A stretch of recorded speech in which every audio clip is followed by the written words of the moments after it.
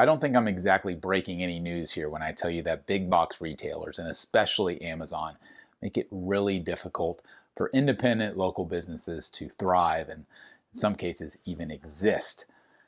Vinyl records are no different. I'm going to show you 10 examples of albums that I don't even stock in our local stores because, well, Amazon sucks. Coming up on this episode, talking about records.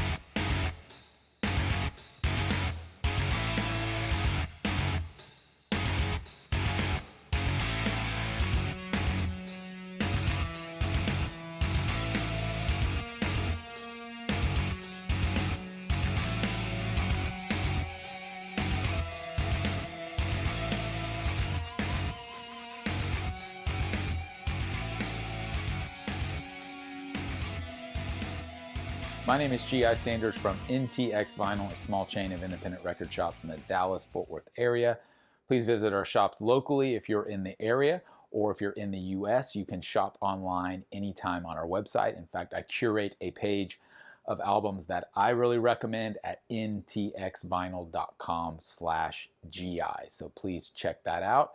Of course, here on YouTube, hit that subscribe button and follow us across social media, primarily on Facebook and Instagram. At NTX Vinyl is the handle. Let's talk about Amazon. I love this subject. It's such a fun one for me. It's something as a record store owner I have to battle on a daily basis. And I'm going to talk to you about what that looks like and the realities of it.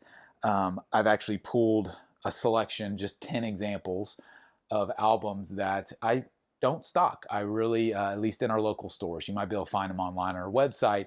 But as far as what I stock locally, I pretty much stay away from these, and other albums like these. And that can be really frustrating because as you're about to see, there's some really good albums in here and what I consider to be essentials to a lot of record collections. But the reality is I hate when I go to purchase an album to stock it in our stores, and the price that I have to pay for the album wholesale in order to deliver it to you at a decent price is the same or more than what you can purchase it direct from Amazon. That's really, really frustrating. And it's happening more and more. And it's not a new thing, but, people are conscious of price. And I get that. I understand that. People want a good deal. People love a good deal. I'm human. I love a good deal. So it's a constant battle. What we're going to talk about here, again, these are just examples, but first let me tell you, basically the ins and outs of any retail business comes down to the wholesale cost versus the MSRP or the retail cost and what that margin is of profit, right? So if I buy an album for $15 new wholesale, and I can sell that album for $30, well, I'm making $15 profit, right? Now that's hard cost. That doesn't take into consideration the time it takes to source that album. Maybe I have to pay an employee as a buyer to do my buying on behalf of the shop. Obviously, you've got overhead like rent and utilities and all those things. All that you have to roll into your profit margin, obviously. But we're just going to talk about hard costs. So again, you pay 15. You sell it for 30, you got $15 in profit, regardless of all those other costs, which are substantial and do play a big factor. But to simplify the conversation, we're just going to play with numbers in regards to hard costs, right? So here are some examples of albums, and I'll talk to you kind of about my the way I kind of see things and the way I treat inventory in our stock as it pertains to pricing and specifically as it pertains to competing with big boxes, which is almost impossible to do, and you'll see why here in a second. So here's an album I pulled out, which I would love to stock. Amy Winehouse's Back to Black. This is a fantastic album. Unfortunately, obviously, she passed away way too soon. This originally came out, I think in 06 is the date here. This is a reissue, but I think that was the original release date. Great album. So if you want to buy this, or if I want to stock this, I can tell you right now, the cost for me, and prices fluctuate, but the current cost based on when I'm filming this video, the hard cost for me on this album would be $21.29. The MSRP, or the suggested retail price, is $31.99. So just this round $31.99 and $21.29, you're talking about a $10 profit, which is not bad at all on a record, right? The problem is you can go to Amazon right now.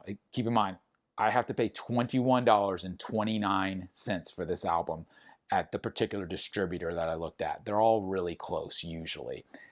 Amazon sells it for $22.21. So I technically am paying 8 cents more than you would pay if you went directly to Amazon. Let that sink in, because that's the whole premise here, is that I have to buy these wholesale from a distributor in the United States. They don't have to import them in most cases. We're talking about standard US releases. I'm going to pay basically the same cost for the album that you, as a retail or as a consumer, direct to consumer from Amazon, you can pay the exact same thing. So if I'm gonna stock this album and I'm gonna charge $31 for it, or maybe I even put it on sale and sell it for 27 or 28, that's still $5, $6, $7 more than what you can get it for on Amazon. That's embarrassing. Like, that really is just embarrassing. And it's more than that, it's frustrating, right? And that's the reality of it. And as we go through these releases, you're going to see that it is the norm on a lot of releases. Not all releases, but a lot of releases. And a lot of them are, like, again, essential classic albums. Here's another one. Are You Experienced? In my opinion, probably the greatest debut album in the rock genre ever. If I want to buy this album wholesale so I can bring it to my customers, it's going to cost me $15, $15.16. The MSRP on it is $22.99. So I buy it for about $15. I can sell it for $23. Not bad. $8 profit, hard cost. The unfortunate part is that you can go to Amazon and buy it for $16.97. So essentially Amazon has it for a dollar more than what I pay for it. So if I'm going to actually make any money off this album, I've got to charge $23, $25, which again is going to be $7, $8 more than Amazon is charging you. That's really hard to compete with. So the reason that this is a thing is because I'm a record store, so I have to go through a middleman in most cases. And the middleman is called a distributor. So there are basically 4 main distributors in the United States, large ones. There's a lot of smaller ones, a lot of scrappy independent ones that deal in specific genres and those types of things. But as far as like the mass-produced records of popular mainstream titles, which is what we're dealing with here, there's about 4 of them in the United States. And as a record store owner, that's where I have to get my product from. I get my inventory from these distributors, or as they're known as one-stops. And so I'm at the mercy of what they charge, right? They sometimes run sales, and that's great, and I can take advantage of that, and I can pass those savings along to the customer, which is awesome to try and keep prices competitive. But the reality is that Amazon doesn't have to go through the distributor. They don't have to go through that one stop. They go direct to the labels in all cases. So that's why, and they buy in mass volume. So they get everything much cheaper.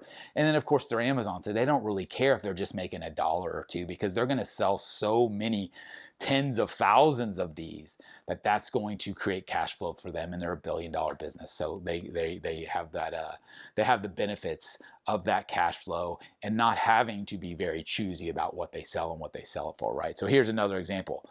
Classic album, right? Purple Rain. This one cost me $19, even $19 it cost me. So the suggested retail price is $28.99. Again, making right around $10 of hard cost profit, which is great. Unfortunately, go to Amazon, get it for 17 bucks. So again, $2 cheaper. I'd be smarter to buy the damn thing from Amazon.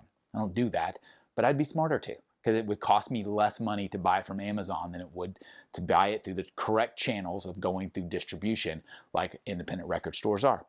How about Pet Sounds by the Beach Boys?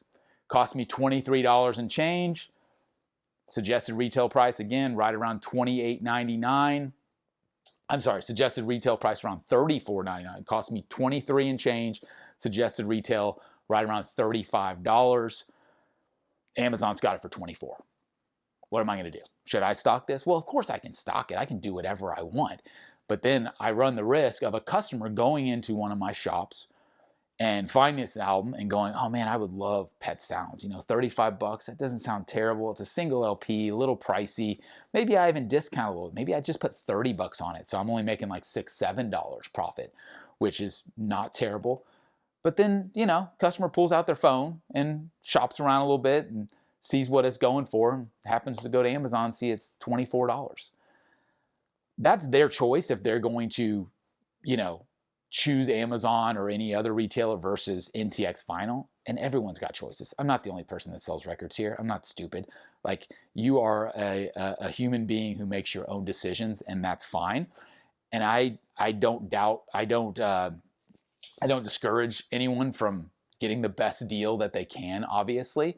But the reality is if it's just $2-3 difference, like, most consumers will probably be like, I'll get it right now, you know, I'll take it home, I'm in the shop. But when it's like $10-12 difference, like, do I really expect people to like shop with NTX Vinyl versus anywhere else if there's a deal out there that's $10, $12, $15 difference? That's really hard to pass up if you're a consumer, and I get it. I get it. So these are just some examples, again, that kind of play into that. How about the Beatles Revolver? Cost me $23 wholesale through my distributors. Retails, again, about the same, 35 bucks, $24 on Amazon. Same deal as Pet Sounds. So it's frustrating for me because I don't want people to walk into my stores and see that my albums are $8, $10, $12, $15 more than what they are on Amazon, because it just makes me look bad. It makes me look like I'm overpricing, like I'm price gouging, like I don't know what I'm doing, like I'm not in touch with the market. And all of those things are not correct. I am in touch with the market. I know exactly what I'm doing. But the reality is, if I put this album in my store for $35 or Pet Sounds, and you can get it for $10 to $12 cheaper on Amazon, you're probably not going to have that impression of me, of NTX Vinyl, because you're like, man, his prices are crazy. You don't know the ins and outs of all this. You didn't until you see this video, hopefully. Houses of the Holy, classic Zeppelin album. $19 for me, $29 suggested retail, about $10 profit. Go to Amazon, get it for $21. So again, Amazon's got it for $2 more than what I pay for it wholesale. Very difficult to compete with. Rage Against the Machine. It's not just classic stuff. Rage Against the Machine. Self-titled record. I pay $19 wholesale. I sell it for $29, which is the suggested retail. Go to Amazon, get it for $21. Again, $7, $8 cheaper. That's really hard to compete with. If it was only $1 or $2, which happens a lot as well, $1 or $2, I think customers look right over that. That's like pretty much the cost of convenience, right? Of holding it in your hand, being able to inspect it, not having to take the chance of it getting damaged and shipping. I'm going to talk a little bit about that stuff, but again, very, very frustrating. Green Day's Dookie, another classic 90s album, cost me $19, sells for $29. Go to Amazon, buy it for $20. Double LP, Soundgarden, Superunknown, cost me $30. Hard cost me $30 to buy this album. So if I want to stock, you know, let's say 30 copies, I want to kind of stock up. Maybe I know this is a big seller for me. Certainly a classic album I'd love to have in stock at all times in my locations, online store. Cost me 30 bucks. So I need to turn around and sell it. The suggested retail price is 45. Let's say I even discounted it and just put 40 on it, which is totally doable. 30 bucks on Amazon. The exact same price that I pay for it. You can get it from Amazon for the exact same price as me. So what advantage do I have as an independent retailer? I have no advantage at all. Last one on the list as an example, Bowie, Hunky Dory. Another classic album, cost me $19, sells for $29. Go to Amazon, you get it for $20. Maybe I'm stupid for doing this video. Maybe I'm sending people to Amazon, but I don't think so. Everyone knows this. Everyone knows that you can go to Amazon and get this shit dirt cheap, right? It's incredibly frustrating. So how does an independent shop make any money off new records? How do you make money off of new vinyl? Well, you've got to be really smart about what you stock, which is why I'm doing this video. I basically don't stock any of these albums in my local stores. Again, you can find them on our website if you in most cases, and the prices are probably pretty similar to this. But the reality is like, if I loaded up my store, these are just 10 examples. There's another 100, another 500 behind this. If I loaded up my store with all of these types of titles, and you're a new vinyl collector and you come into my store and you're, comparison shopping, which everybody does, I don't slack anyone for that. I do it. I do it everywhere with anything I buy. That's just the world we live in. But if I fill my store up with these and someone's comparison shopping and they're looking around and everything they go through in my stores is 10, 12, 15, 8, 10, 12, $15 more than it is online at a big box, well, are you going to come back to my store? Probably not. So that's why I don't stock these sparingly. Like I do when I can.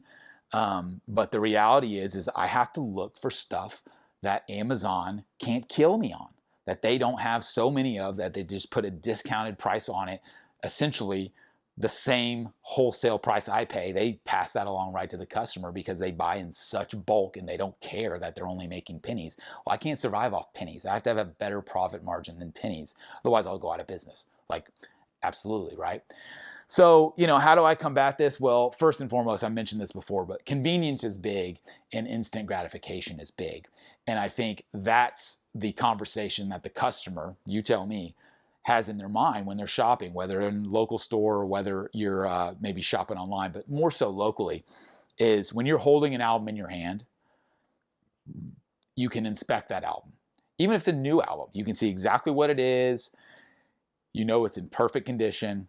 More than anything, you can walk out of the store and put it on your turntable and be listening to it and enjoying it in 30 minutes. So if an album is a comparison shop and that same album is a little more expensive at other record stores or on Amazon or wherever you compare the price to, well, I think most people can get over that and go, yeah, but I want it right now. I want to actually listen to this tonight. So I'm going to take it home with me. I'll pay the extra $2, $3, $4, $5 even, I totally get that. And that's a real thing. But when that's like $8, $10, $12, $15 difference, that's a different story. Because then you're like, well, maybe I'll just buy it on Amazon and it'll be here in 2 days and I can listen to it, on Sunday instead of tonight, whatever. So that's a real thing that we have to battle on a daily basis, we being independent record stores. I think the biggest thing we have going for us as far as independent record store owners versus the big boxes is the trust factor, right? Like that's the biggest thing, is knowing that if you walk out of an independent record store with an album, that album is going to be in the exact condition that you chose based on the album you're holding, because it's in your hands. You don't have to wait for it to be shipped and take the chance that it's going to get damaged, that it's going to be warped, all these types of things that at least when you're looking at it and you're holding it in your hands, you've got the ability to make an educated decision and whether or not you trust that seller based on the product they're selling, right? Packaging is massive. If you've bought from Amazon before records, then you might know this. Some people buy records from Amazon all the time and they say, I've never gotten a record damaged that's come in the mail from Amazon. That's a real thing. And then it's the opposite side. Some people buy records from Amazon and they literally show up in a plastic bag sitting on their front step on the ground. Like I've had that happen to me. What you have to realize is all of that depends on your location, and it depends on the proximity and the best practices at your local Amazon distribution warehouse. It's different for everyone. Obviously, there's thousands of Amazon distribution warehouses all over the United States, and some of them treat vinyl records with care and they treat them properly. Some of them even double box them. And then other ones just throw it in a bag and stick it on your porch. So it is definitely a crapshoot in regards to what you're going to get. And that can be said for basically any store that you order online from. But again, it comes back to trust. If you trust that I know what I'm doing and that I actually care about records, then you got to think, hey, I've got a better chance of buying from him, whether it's online or in store, that the product is good and that, the seller's going to stand behind the product, right? So those are really the only things that we as independent record store owners are able to do to compete, because we can't compete on price. Like when something costs me as much as it's going to cost you, well, again, I just don't stock it. But in some cases, like I will stock it a little bit, and I'll just like go, I don't care. I want to stock Revolver. I want to stock Pet Sounds and Houses of the Holy, because those are classic albums, and I hate the fact that you go into my record store and can't find them. So every now and then I'll bite the bullet and buy a few copies, and honestly, I just don't make any money on them. I'll just put 25 bucks on it and it costs me 23, just so my price isn't so far-fetched from what Amazon's selling it for, because again, that that kills me inside. I hate the fact that someone would walk into one of my stores or go to my website for that matter and see an album and be like, oh, that's really cool. And then they look over here and they're like, oh man, like, why is NTX gouging the price so much? Like $12 more? Like, I mean, I like NTX and all, but I can't really justify spending $12 more for a record, right? That scenario absolutely kills me. And that's why I say Amazon sucks, right? Do I use Amazon? Unfortunately, yes, I do use it. But I try not to use it when I can get the same product, the same item anywhere else locally. Sometimes that's not the case. Sometimes convenience wins out. Sometimes price point wins out. I get it. We're all in the same boat. No one wants to waste their money. Everyone wants to get a good deal. I totally understand that.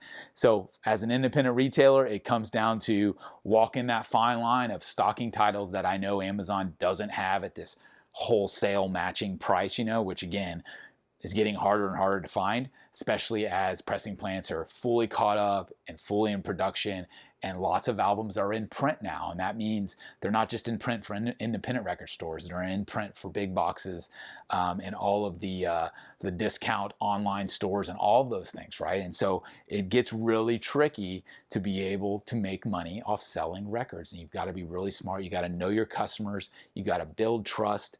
And you got to make sure that you deliver a quality product that's packaged great and delivered on time and all these types of things. You don't do all that, it's basically impossible to compete and survive, right?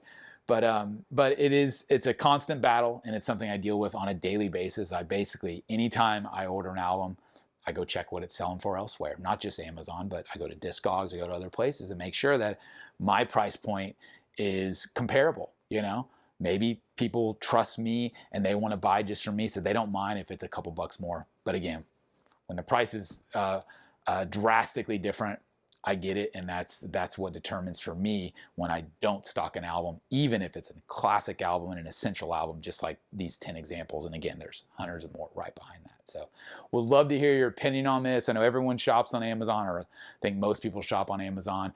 Do you shop on Amazon for records? I'd love to hear your opinion on when you make that choice and what differs for you when you're buying at a big box versus an independent store. That could be extremely useful for me to hear some of those opinions. So thanks for listening. As always, my name is G.I. Sanders, and we will see you again next time on another episode of Talking About Records.